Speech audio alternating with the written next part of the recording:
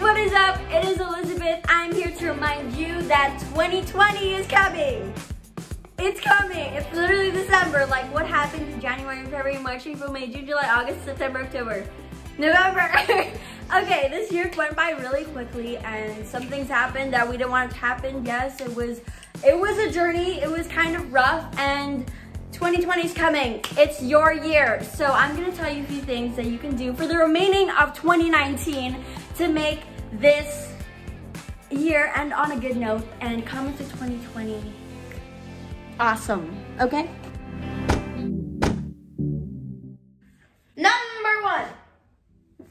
Okay, first point is deleting the negative talk from your vocabulary. So when we self-sabotage ourselves or we make mistakes, we tend to just negatively talk down to ourselves, but we're humans and it happens.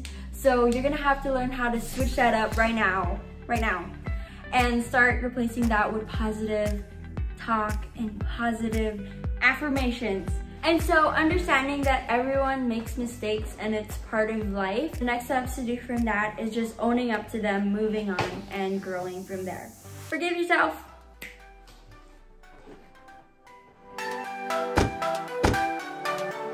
Okay, my second point is to remove yourself from a negative environment. And that means removing yourself and distancing yourself from toxic people who aren't good for you, who you know that whenever you're with them, you kind of get this feeling of heaviness because like maybe all they talk about is just drama about other people or like how life can be so negative.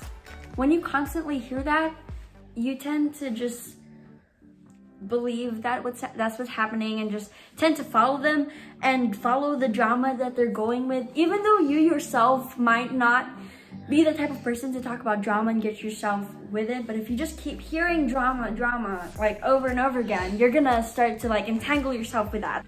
I heard this thing, I forgot, no, actually I read it somewhere, but it was like the people that you hang around that you always hear them talk about other people behind their back. Like they're like, oh yeah, that person, blah, blah, blah, you know, all those things. It's like eventually they're gonna start talking about you behind your back to other people. Cause like they're already doing it to other people. They're gonna eventually do it to you. You wouldn't wanna be around those people who bring down other people. And so yes, point number 2, remove yourself from that negative environment and negative people. So maybe there are some people in your life that you've had a fight with and now every time you see each other it's bad vibes. You never got to the point of forgiving each other and like reconciliation of your relationship. Now is the time to clear that for you. So like call them up or like talk to them in person and be like, hey look, we're fine, okay? Like whatever you did to me or like whatever happened, we're good. That kind of peacemaking will be difficult, it is hard, but it's intentional and it's practical. So now, even though like the start of it might still be weird, you're gonna have that kind of clear mindset and clarity as you enter 2020 without that following you anymore, knowing that you got it off your chest to talk about how you felt about it and like that bad vibes don't have to keep going on.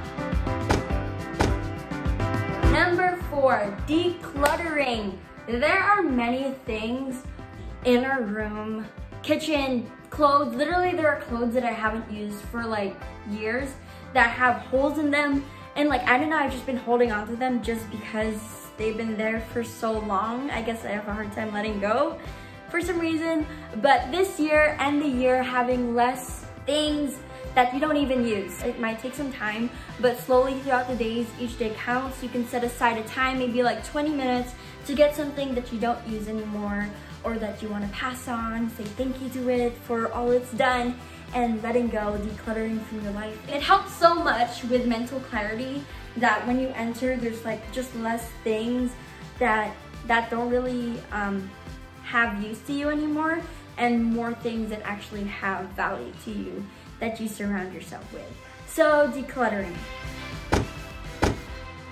My next point has to do with vision boards. So I actually have one here and I have one there. So making a vision board is kind of getting those things that inspire you and things that you want to do whether it's next year or the next 5 years, or things that you want to get or achieve, and putting it on your wall, it acts kind of like this subliminal message to you that every day you see it and it will eventually come to you. I've made vision boards in the past with my sisters and my mom and my dad, and sometimes we just look back at it and we're like, oh, wait a minute, I've achieved everything here without even like, you know, well, you're doing things, but like you don't even notice that that was part of your vision like 5 years ago, and suddenly you have it. And so like, I put things that I want to achieve, habits that I want to do. I really want a dog. I love dogs so much. And just positive messages that really have stuck to me. And so making a vision board is also really fun. It's a fun process. And so yes, vision boards. Number 6, this is a really big help for me, and I think it will be a really big help for you. So first, you have to get your tools. And what are those? It's literally 2 things. It is a notebook and a pencil. You can do so much with a notebook and a pencil. With these tools, you're going to write things that you need to get done, all your plans, schedules that you have, write it down. Like, I can't stress enough how many times that this has saved my life. Just like things, deadlines that I need to do, I've gotten done by writing it down. So I use bullet journals. So I write down my schedule for like the week and the month. So this is what I had at the start of this year. So I kind of wrote down like upcoming birthdays and like events that happened. You can put down flights, reminders that you need to do. Another really good reason to have a notebook is to write your master plans for what you want to do. So like the goals that you have in your head, when you write it down, what you have to do is kind of break them down into mini goals and make them realistic and tangible, so that you'd be able to do something every day to take a step closer to your goals. So a notebook is really useful for that. And so this is the one I did this year in November. So I wrote down like monthly goals and like ideas I wanted to do. You can put down quotes.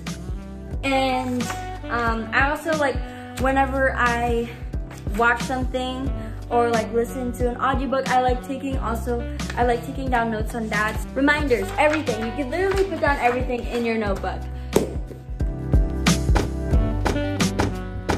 Okay, point number 7 is kind of going to be broken down to little categories. These are mini habits that you can start doing right now, so when you get into 2020, it's kind of easier for you to go on a roll with it. So number 1 is every time you wake up and you get out of bed, make your bed. I know it's such a small task, and also it's kind of just like when you got out of bed, you kind of just want to be like, okay, cool. But the thing is, when you make your bed, it also helps you to have this sense of like accomplishment, because even though it's a really small thing, at least you got something done. And it also stops you from just jumping back into bed right after like 5 seconds and go about your day. So as soon as you wake up, stand up, make your bed, and get out and start hustling. Second thing is making night lists. I don't know if this happens to you too, but like throughout the day, there are things that I plan for, and then sometimes I miss them just because I'm like, I can take a mental note and it will happen, but like it disappears throughout the day, and like at night I'm like, wait a minute, I was supposed to do that. And so like the next day also I create plans in my head of things that I should get done. So have a checklist by the side of your bed. So at night you can write down the things that you know that you need to get done, make a checklist of the things you want to accomplish the next day, and so in the morning you already have a list of things that you want to do, that you have to get done, and it will be way easier for you to go out your day finishing your goals. Another small habit that you want to bring with you to 2020, starting now, is giving time for yourself to have me time. This is so important for your mental health and for yourself. It is important that you give yourself time throughout the day to recharge and to have time for yourself. You want to give yourself proper sleep and you want to take care of yourself because it's so important. You are so important. Having proper sleep, that means not sleeping at 12 a.m. and then waking up at 5 a.m. If you want to wake up early, because waking up early is good, sleep at a proper time so that helps you to recharge for the whole day. And the last mini habit that I want to share with you is to dress for success. To dress up for action. So throughout the whole day, you are doing things and things are happening. So you've got to be prepared for it. So how you show up also really matters. So I know it's really easy to just go about your day, whether it's school or whether you study at home or work at home, to just show up in your pajamas because it's fine. You can show up in your pajamas in life. But here's the thing, if you constantly just like go about your day in your pajamas, then your brain doesn't really have a sense of difference from what are you doing? Whether are you like resting right now, or are you supposed to be doing your work? Are you supposed to be doing something?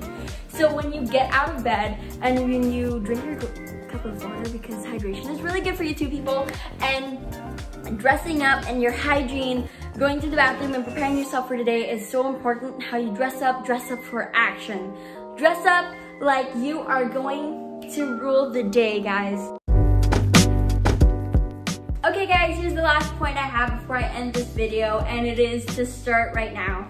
I know it's difficult, it's simple, but it's difficult. But starting right now is the best time to start. There's literally no perfect time except now. And even if it does change from 2019 to 2020, life won't just suddenly magically change like that without, you know, doing anything. But right now you have what, a few weeks before, okay, like 2 weeks before 2020, and that's pretty much a head start to have your 2020 as awesome as it will be. So start right now because nothing changes overnight. So I hope you guys have an amazing day, and